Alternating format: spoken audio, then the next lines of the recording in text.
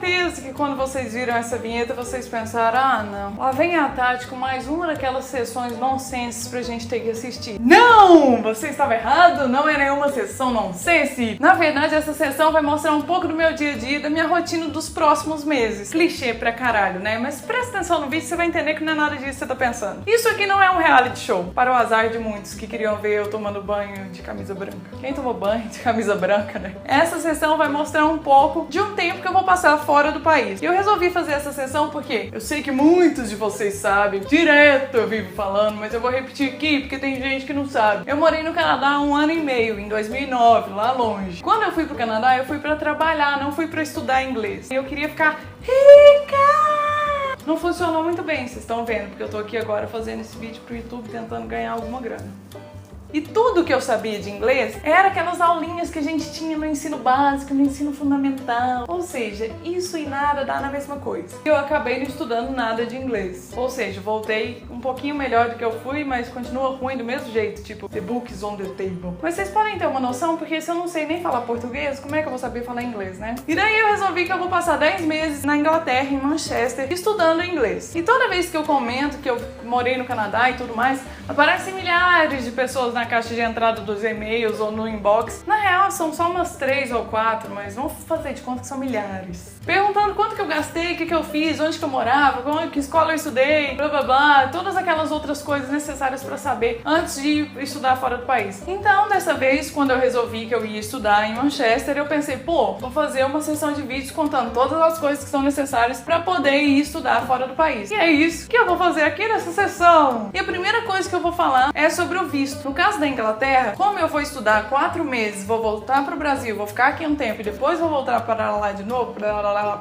eu não vou precisar pedir o visto, porque na Inglaterra, se você vai estudar até 6 meses, não existe a necessidade de você pedir um visto. Você vai estudar inglês normal, numa escola de inglês normal, não numa escola pública. Você pode só juntar toda a documentação, como a passagem de ida e volta, a declaração da escola de que você comprou o curso e que você está matriculado para aquela data, comprovante de onde você vai ficar e um documento, por exemplo, sei lá, um extrato de bancário ou um imposto de renda ou um decore, provando que você tem condições financeiras para viver no país o tempo que você vai ficar lá. Às vezes pode ser um cheque do seu pai. Tô brincando, não serve um cheque do seu pai. E aí, quando você chega lá e vai passar pela alfândega, eles vão decidir quanto tempo você pode ficar no país. Se é um dia ou se são 6 meses. Eles podem estar de ovo virado e decidir que você tem que ir embora naquele momento. Mas daí, fazer o quê, né, amigo? No meu caso, eu resolvi arriscar e não pedir o visto. Pessoas que vão estudar em universidade ou escolas públicas de lá têm a necessidade de pedir o visto antes. Mas essas dúvidas todas sobre o visto, tanto da Inglaterra como qualquer outro país, você consegue resolver no site do consulado do país. A Inglaterra, por exemplo, além dessa coisa de conceder o visto lá na hora da chegada, eles têm uma série de outros vistos para serem tirados antes aqui no Brasil, para estudante, para gente que vai trabalhar, para gente que vai visitar. Cada condição que a pessoa vai se encaixa num visto diferente, por isso que todo mundo tem que consultar. Quando eu fui pro Canadá, por exemplo, precisei pedir um visto de estudante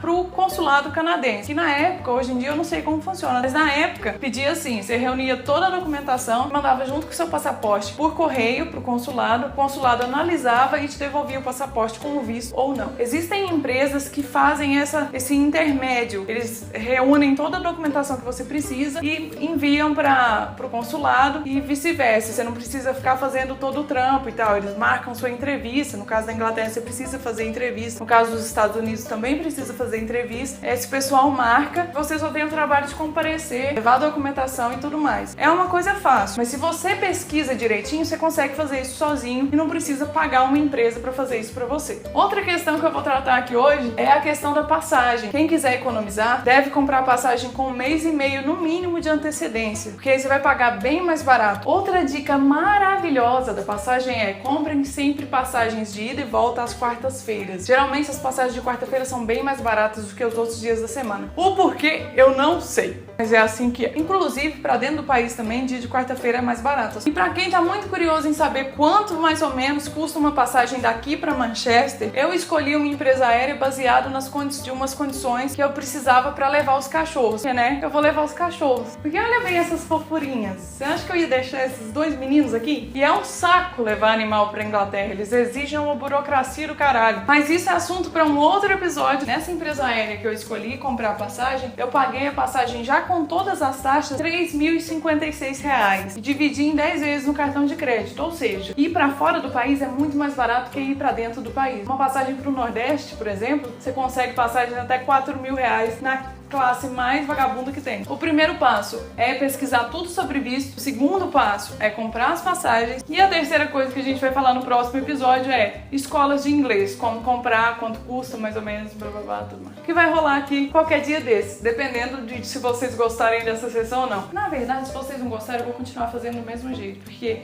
eu não vou ter muito tempo pra fazer os outros vídeos, e aí eu inventei essa sessão pra eu poder ficar fazendo os vídeos enquanto eu faço as coisas que eu preciso fazer pra poder viajar. E agora, como eu já contei esse segredo, acho que eu posso ir embora e voltar só no próximo episódio, né?